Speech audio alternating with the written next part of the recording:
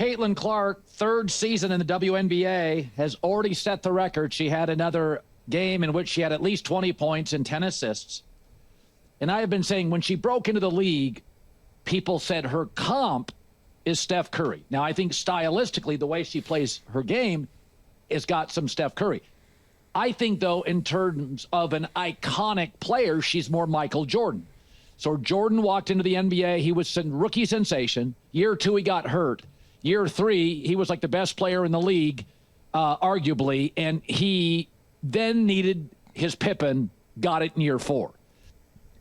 Okay, we setting her up for one hell of a trajectory. I mean, Jordan, Steph Curry wasn't enough. We had to go to Jordan. Let's go. So Caitlin comes into the league, rookie sensation. Year 2, last year she's hurt. Year 3, okay, her stats are great again. When is she going to start winning at the next level? She has not won a playoff series yet.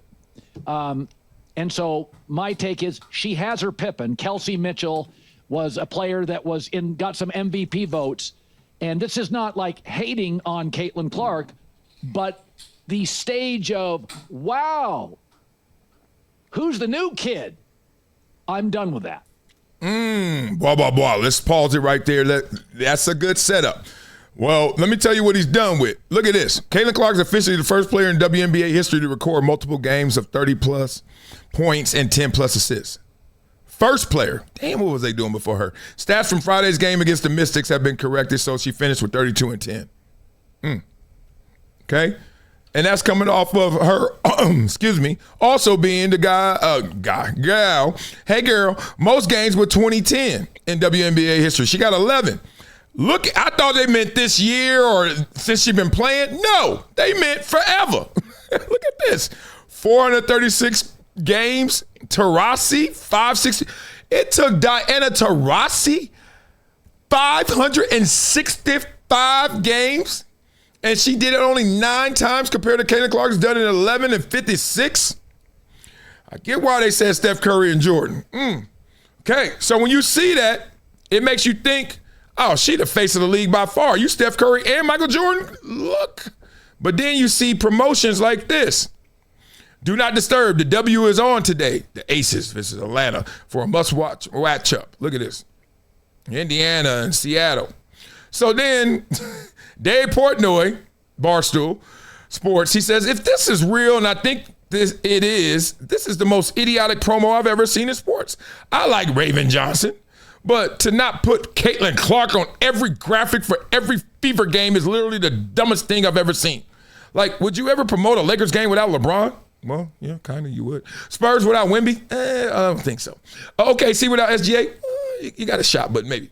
It's so intentional I can't wrap my brain around it. How can this league be so god-dong stupid? Caitlin. No race there, right? But we kind of know what 2 + 2 is. It's something between 3 and 5.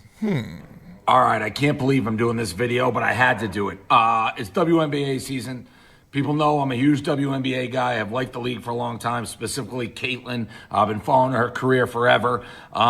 So there's a doubleheader TV tonight. First, you have Las Vegas Aces against Atlanta. On the promo screen, you put the players. You have Asia Wilson, best player in the league for Vegas, and Angel Reese, huge name, good player, Atlanta, makes sense. Move over to the Seattle versus Fever game, which is going off in a couple minutes. And I'm not even 100% sure who the player was for Seattle. I don't follow them that closely. They do have one of the stud buds. They also have, I think, the LSU player, FloJo Johnson. Is that her name? FloJo something. I would have put one of them, whatever. One of them black people that are athletic. FloJo. Rest in peace to the great. Oh, my gosh, she was insane. But Flage. Move to who they put for the Fever graphic.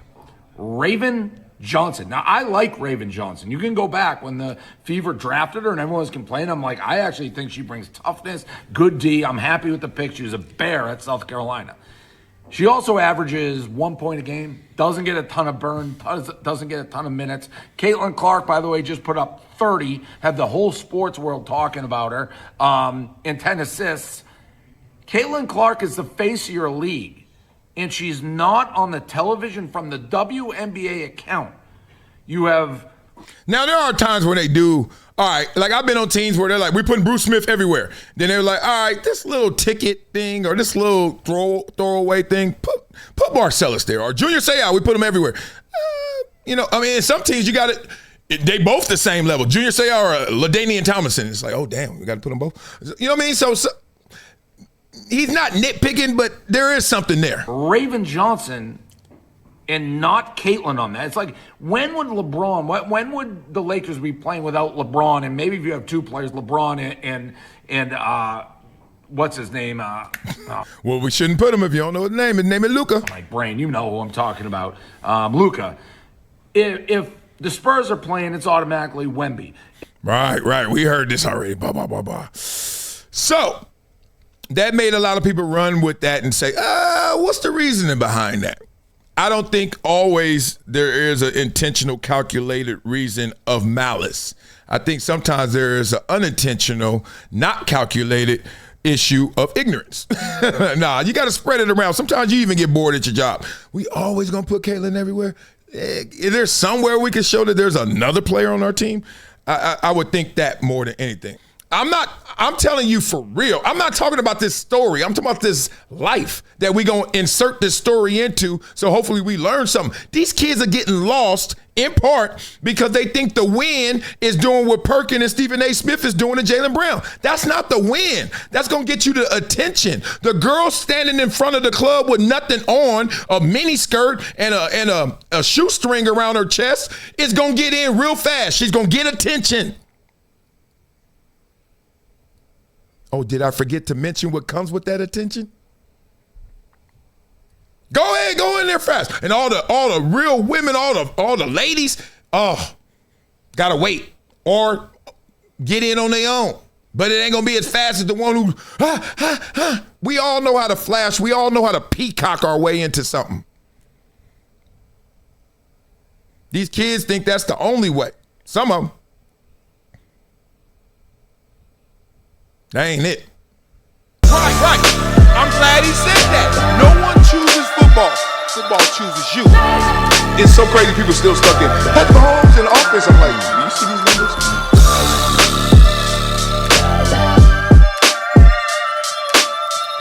This is Marcellus Wiley on the rocks.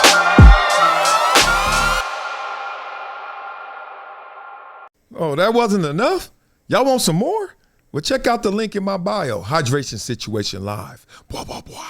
Become a gym member with Project Transition. As a giver every month, small gifts have a big impact in creating real change. Not only will you transform lives, you'll also win and unlock once-in-a-lifetime experiences. Join me, Marcellus Wiley, in making a real impact through Project Transition, a global giving community dedicated to uplifting underserved youth with mentorship, education, and access to real opportunities. Your donation doesn't just enter you to win unforgettable prizes and exclusive experiences with myself and other gym members. It fuels our mission to empower the next generation of leaders, dreamers, and game changers. From after-school programs, life skills camps, and career development, every dollar helps unlock potential where it's needed most and where every person makes a world of difference. Give back, win big, be the difference, be greater than your greatest excuse. Support Project Transition today. Become a gym member and help turn obstacles into opportunities. It's been a decade plus that I knew that this day was going to come. Oh, this is not hyperbole here. Because I think the